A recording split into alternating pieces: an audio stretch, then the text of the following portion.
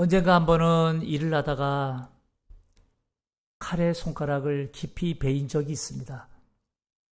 손가락이 칼에 베이는 순간 직감적으로 너무 깊이 베었다라는 생각이 드는 거예요. 아무리 세게 지혈을 하고 밴드를 붙여도 칼에 베인 손가락 그 상처 부위에서는 피가 퐁퐁퐁퐁 솟아나는 거예요. 직감적으로 안 되겠다 싶어서 병원으로 달려갔습니다. 갔더니까 꿰매야 한다는 거예요. 그래서 그 자리에서 7바늘을 꿰매고 주사도 맞고 약도 먹었습니다. 그러길 2주 후에 실밥을 뽑고 이제 일상으로 돌아간 손가락이 되었습니다. 그런데 이상하게도 손가락의 이 꿰맨 자리가 자꾸 불편하고 아픈 거예요.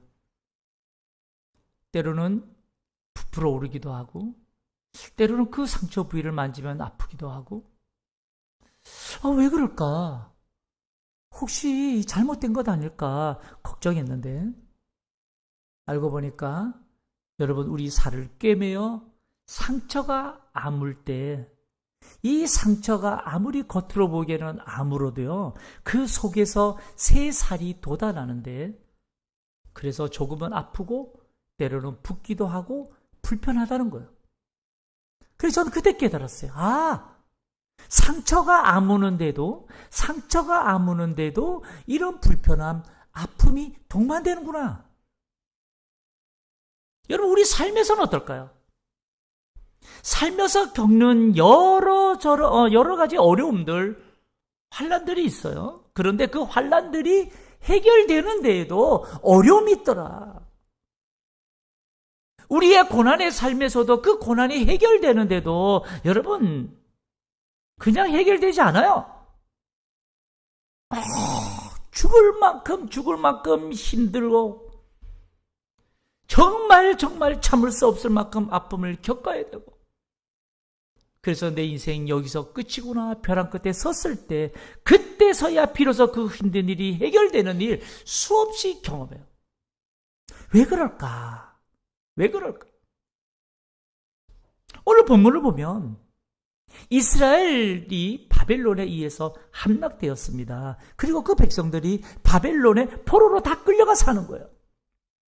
우리나라도 엊그저께 광복 80주년을 맞이했었죠. 1945년 8월 15일 일본으로부터 국권을 되찾고 그래서 광복을 외친 날. 생각해 보니까 어느새 우리나라가 일제 치하에서 해방된 지가 80년이 되었다 이 말이에요. 저는 일제 강점기 시대를 살아온 세대는 아니지만 무려 36년 동안의 일제 압제에서 살았던 우리 조상들, 과연 우리 조상들의 마음은 어떠했을까? 다시금 생각해 보았어요. 나라 잃은 서름에 자포자기하며 사는 일들이 얼마나 많았을까요? 어떤 이들은 그 일제 압제 속에서도 그들의 그 기회를 이용해서 살아남으려고 발버둥 친 자도 있을 거예요. 또 어떤 이는 나라 잃은 서름을 견디지 못해서 독립을 위해서 목숨을 바치는 이들이 수없이 많았어요. 무엇이 되었든 어떤 모습으로 살았든 나라 잃은 서름의 백성들은 36년 동안에 정작 서러움과 고통으로 살았을 것이다 라는 생각을 하게 되었어요. 하물며 이스라엘 백성들은 여러분 바벨론 포로로 끌려가서 70년 동안이나 망한 백성들이라고 조롱받으며 살았어요. 그런 이스라엘 백성들이 과연 그 이방 땅 바벨론에서 어떤 마음으로 살았을까라는 생각을 해보자는 거예요. 굳이 말하지 않아도 오랜 기간 겪은 환난은 많은 것들을 포기하게 만들고 그리고 그들의 삶 속에 서러움과 고통을 수반했을 것이다 이 말이에요. 그런데 예레미야 성경을 보면 그때 하나님께서 포로로 사는 바벨론의 이스라엘 백성들에게 이렇게 말씀하셔요. 3절을 보셔요. 3절에 보니까 보라, 내가 내 백성 이스라엘과 유다의 포로를 돌아가게 할 날이 오리니 내가 그들을 그 조상들에게 준 땅으로 돌아오게 할 것이니 그들이 그 땅을 차지하리라 여호와께서 말씀하시니라. 여러분, 이 말씀을 보면요, 내가 내 백성 이스라엘과 유다의 포로를 돌아가게 할 날이 오리니 내가 그들을 그 조상들에게 준 땅으로 돌아오게 할 것이다 라고 말씀하셔요. 돌아오게 할 것이다. 여러분, 여기서 돌아가게 할 날이 오리니 돌아오게 할 것이다 라는 이 말씀은 지금 당장 돌아간다는 겁니까? 아니면 앞으로 돌아간다는 겁니까? 앞으로 돌아간다는 거예요. 앞으로 돌아간다는 거예요. 지금 이스라엘 백성들은 자신들이 다시 고향으로 돌아갈 수 있으리라고 그 생각조차 못하고 살았어요. 포로로 끌려온 지 여러분 얼마 안 되었다면 뭐 생각해 볼 수도 있는지 몰라요. 어떻게 하든지 이제 곧 가겠지. 그러나 여러분 30년, 40년, 50년 지나보십시오. 60년이 지나보세요. 이제 이 세대가 바뀌어 가는데 다시 고국으로 돌아갈 거다? 여러분 생각이 가능했을까요? 그들은 그 땅에 살면서 의례껏 불이익을 당해도 의례껏 바벨론들이 이방인이라고 차별해도 끌려온 백성으로서 그저 고통을 감내할 뿐 그 어떤 일도 하지 못했을 것이다. 그런데 그럴 때에 하나님께서 이 이스라엘 백성들에게 뭐라고 말씀하세요? 돌아올 날을 준비하고 계시다는 사실을 보여주고 있어요. 돌아올 날을 준비하고 계셨다 이 말이에요. 3절 하반절 다시 보셔요. 3절 하반절에 보니까 내가 그들을 그 조상들에게 준 땅으로 돌아오게 할 것이다. 여러분, 이게 바로 하나님이 주시는 회복의 소식 아닙니까?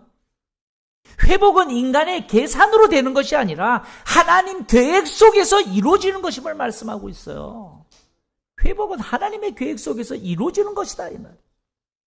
여러분, 우리가 왜 하나님을 의지하며 살아야 하는지 그 이유가 바로 여기 있어요. 우리 삶에서 진정 회복의 일은 그 일을 행하시는 분이 누구라는 거야?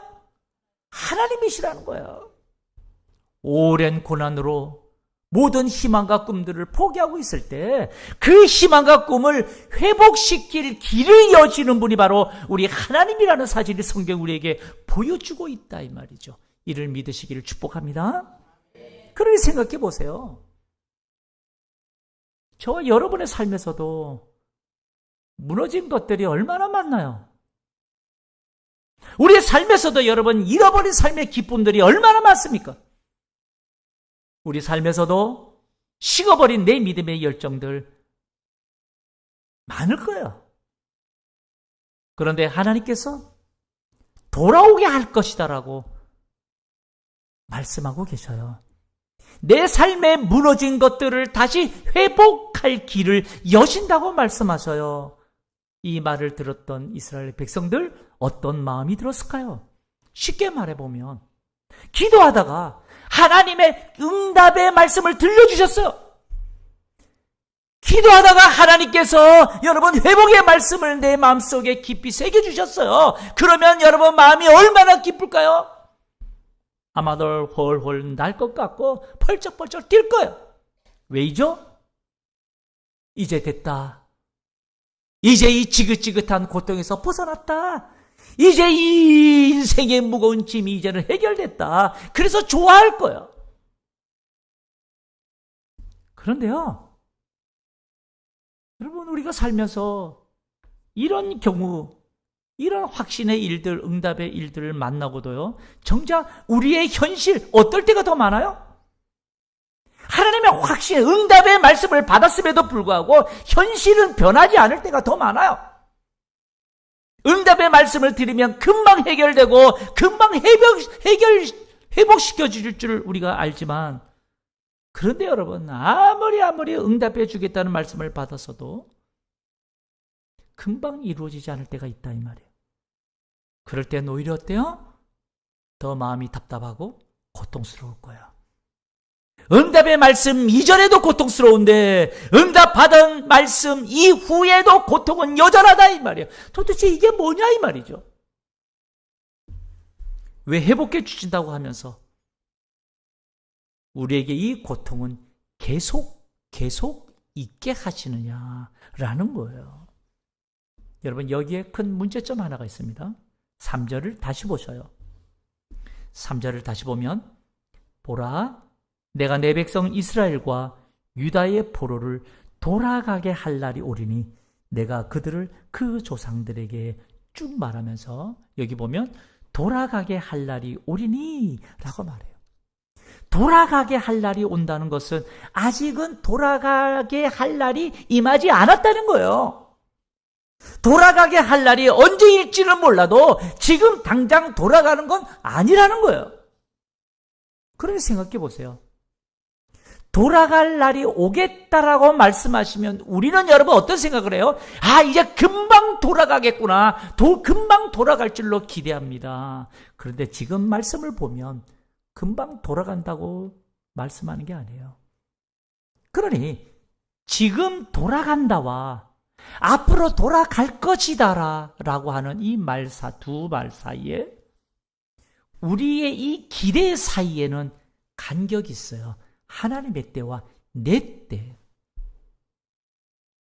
지금 돌아간다와 앞으로 돌아갈 것이다 라고 하는 이 말 사이에는, 우리의 기대에는 차이가 생겨요. 하나님의 때와 내 때에 간격이 있어요. 그렇기 때문에 이 간격이 우리에게 고통을 준다 이 말이에요. 아브라함이 75세에 하나님께서 아브라함에게 내가 내 후손을 주겠다고 하나님이 약속해 주십니다. 그런데 무려 그 약속이 100세에 이루어져요. 100세에 아들 이삭을 낳습니다. 하나님이 응답의 약속을 주시고 나서도 무려 25년의 세월이 지나요. 이상합니다. 75세에 내 후손을 주겠다고 약속하셨으면 뭐 늦어도 80 정도에서는 뭔가 태어나야 되는 거 아닙니까? 그렇게 금방 주실 것처럼 말씀하셔놓고 사라가 여러분 90세의 할머니가 되어서 이제 잉태할 몸이 이제는 포기했을 때 그때 주시냐라는 거예요. 주시겠다고 하신 약속과 주신 것과의 이 간격의 차이는 아브라함에게 여러분 얼마나 큰 고통을 가중시켰을까요? 오죽하면 아브라함이 여러분 이거 견디다 못해가지고 내 후손을 주겠다라고 하나님 또 약속하시니까 그 말씀 앞에 하나님 아닙니다. 내게는 저 종 다메섹 사람 엘리에셀이 있습니다. 이렇게까지 말했어요. 그리고도 또 시간이 지나자도 아무 소용이 없으니까 이제는 사라의 몹종 하갈에 있어서 이스마엘을 낳았어요. 그렇게 세월이 흘러 아브라함과 사라가 이제는 잉태할 수 없는 몸이 되었고 모든 것 다 포기했을 그때에 우리 하나님이 불가능을 가능케 하시는 하나님의 역사를 보이신 거예요. 그 사건이 100세에 얻을 아들 이삭입니다. 이 날까지 여러분 얼마나 아브라함 마음 고통으로 아파했을까? 이처럼 하나님의 때와 내 때의 차이가 확실히 말씀 앞에서도 고통을 이어지게 하더라 이 말이죠. 아무리 응답의 말씀, 확실한 말씀을 내게 주었어도 정작 현실에서는 금방 아직 이루어지지 않았다면 우리의 힘듦은 여전할 거예요. 그래서 질문해 보는 거예요. 왜 회복을 말씀하시는데도 여전히 우리 가운데 힘듦이 유지될까? 왜 우리는 여전히 고통할까? 그 이유에 대해서 한번 생각해 보자 이 말이에요. 여러분, 분명 우리가 조금 전에 살펴봤던 3절에서는 하나님께서 조상들에게 준 땅으로 돌아오게 할 것이다 라고 회복을 약속하셨습니다. 그렇게 말씀하셨어요. 그런데 우리가 이런 본문 7절을 보셔요. 7절에 보면 슬프다 그날이여 그와 같이 엄청난 날이 없으리라. 그날은 야곱의 환난의 때가 되미로다. 그러나 그가 환난에서 구하여 냄을 얻으리로다 라고 말씀하세요. 여러분 여기 7절 그 부분에 보세요. 그가 환난에서 구하여 냄을 얻으리로다. 분명 환난에서 구하여 낸다는 거예요. 이전에 이미 하나님은 약속하셨어요. 그럼에도 불구하고 이들의 삶을 회복해 하겠다고 하셨는데 그들의 삶을 환난에서 구하여 내겠다라고 말씀하세요. 다시 말하면 환난에서 구하여 내시겠다라는 이 문구를 보면서 회복의 길에도 여러분 환난이 언급되고 있다는 사실을 우리는 알아야 됩니다. 회복의 길에도 환난이 언급되고 있다. 우리는 하나님이 회복해 주신다고 말씀하시면 그때부터 이제 우리 인생 꽃길이구나. 금방 해결되고 금방 환난 또 사라질 줄을 기대해요. 그런데 하나님이 회복시키는 길은 우리가 생각하는 만큼 평안한 길이 아닐 수도 있어요. 하나님이 응답받는 이 길이 결코 꽃길이 아닐 수도 있습니다. 여러분, 왜일까요? 왜 하나님께서 회복의 길에 환난을 언급하시는 걸까요? 7절을 다시 보세요. 7절을 다시 보면 슬프다 그날이여 그와 같이 엄청난 날이 없으리라. 그날은 야곱의 환난의 때가 되미로다. 그러나 그가 환난에서 구하여 냄을 얻으리로다. 여기 보면 그날이여 그날과 야곱의 환난의 때, 이것은 같은 날을 지칭합니다. 그날이나 야곱의 환난의 때, 바로 범죄한 이스라엘 백성들이 하나님을 징계를 받아서 바벨론에 지금 와 있어요. 바벨론 포로기가 바로 그날이요 야곱의 환난의 때라고 말씀하고 있는 거예요. 그런데 왜 하필이면 야곱의 환난의 때라고 말씀할까요?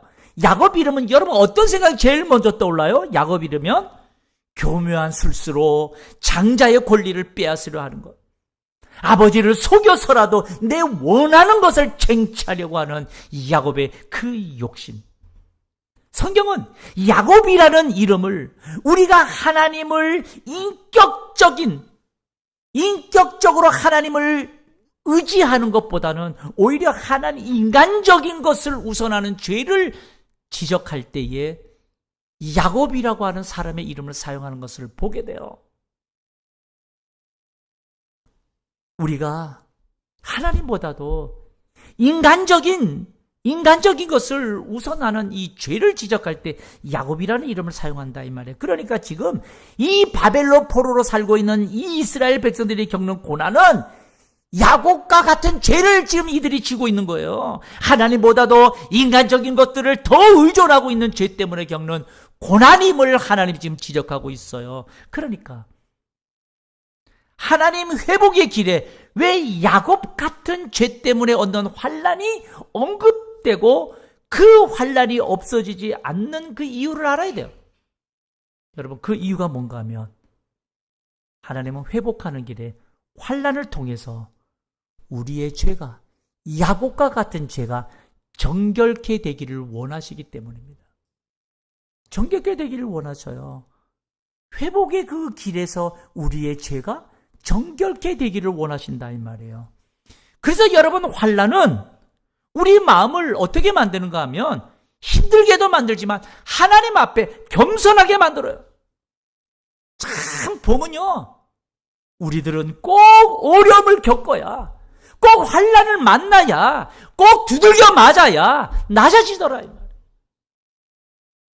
어려움을 겪지 않으면 얼마나 우리 인간은요 교만을 크게 다루는지 몰라요. 그런데 어려움을 겪어야, 환난을 만나야, 꼭 두드려 맞아야, 그래야 낮아져요. 그래서 환난은 우리로 하여금 하나님을 더욱 의지하도록 우리를 훈련시키는 도구로 사용될 때가 얼마나 많은지 몰라요.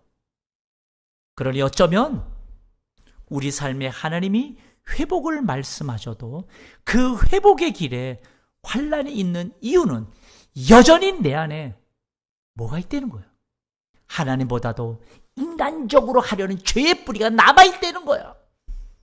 이 환난이 없었다면 나는 이미 교만해질 나이였기에 하나님 회복의 약속을 받았다면 그 약속을 바라보며 내 생각, 내 믿음의 온전히 하나님을 바라보게 만들기 위해 이 고난이 계속 유지되고 있다고 생각하시면 됩니다. 그러니 여러분, 하나님이 응답해 주시고 회복해 주신다는 이 말씀은 단순히 나의 상황이 좋아지고 문제가 해결되어서 이제 나는 꽃길만 걷는구나, 그런 메시지가 아닙니다.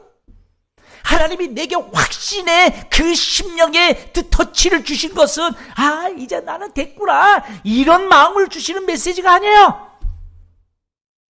하나님이 내게 응답해 주시고 하나님이 내게 회복해 주신다라고 내게 사인을 주시는 것은 내 삶의 새로운 삶의 방식으로 가라는 메시지예요. 응답을 받았다면 지금부터 더 하나님 약속의 말씀을 믿고 더 겸손히 믿음으로 살아가라고 하는 메시지예요. 우리 삶의 고난은 마치 불순물을 제거하는 용광로의 물처럼, 나의 삶의 고난은 여러분, 하나님께서 나의 교만을, 나의 죄를 해결시키는, 정결케 하는 수단으로 사용한다는 사실을 우리는 믿어야 돼요. 결국 하나님은 나의 무너지고 망가진 인생의 부분들, 오늘도 고통하며 간구하는 기도의 제목들, 하나님은 듣고 계시고 보고 계시고, 그리고 반드시 돌아오게 할 날, 회복시켜 주실 날 약속하고 있다는 사실을 믿으시길 축복합니다. 그런데 그 다시 세워주실 날을 우리는 그저 조바심으로, 초조함으로, 아직도 여전히 야곱처럼 내가 주인이 되어서 오히려 초조함으로 더 고통하고 근심하며 살라면 그런 뜻이 아니다. 약속 앞에 비록 환난이 있다 하더라도 더 하나님 말씀을 믿음으로, 그 하나님을 신뢰함으로 하나님 보좌 앞에 더 겸손히 엎드려 기다리며 살라고 하는 거예요.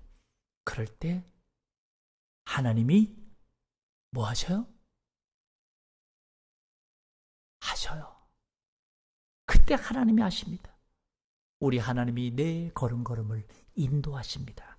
그러니 그 응답의 날까지 겸손히 인내하며 기도하면서 그 기간 동안 나를 정결케 하시는 그 하나님 앞에 겸손히 엎드리는 우리 모두가 되셔서